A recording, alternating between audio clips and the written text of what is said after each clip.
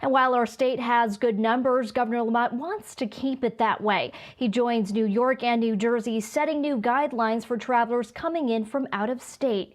Here's Fox 61's Brian Didlake.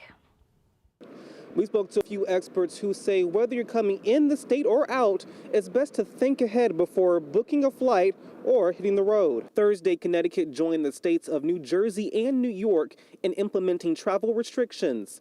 The tri-state advisory affects people traveling from these 8 states so far due to an increase of COVID-19 cases. The advisory orders anyone from states like these to quarantine for 14 days, which officials say is crucial. We're down below 2%. We're working like heck to keep it that way so we can continue to cautiously open our economy. I think what they're trying to do is avoid another spike in the number of cases taking place. I think there's a real concern about a lot of people what's going to happen 4th of July weekend, particularly if the weather's good.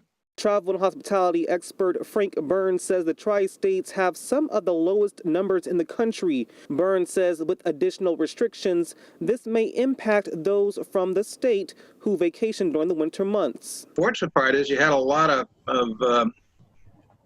people from Connecticut that wintered down there that generally come back the end of March of April, but stayed on longer and are trying to get back now for the summer.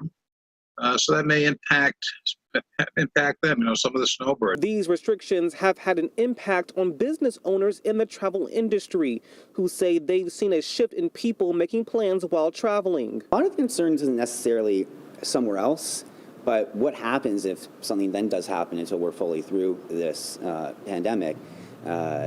Maybe they won't be able to return home. That's the #1 concern for many, which is why there are trends of many people doing day trips or sticking to places where the destination is within a drive's length versus going further out. But experts say if anyone wants to leave the area for any reason, it's best to plan ahead. Listen to your local officials, really. And I also think listen to your gut. It is something to take precautions for. If you're comfortable staying home and doing that, do so.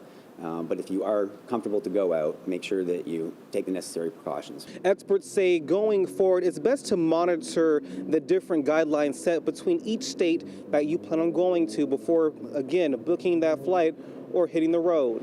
We're in New Haven. Brian Didlake, Fox 61 News.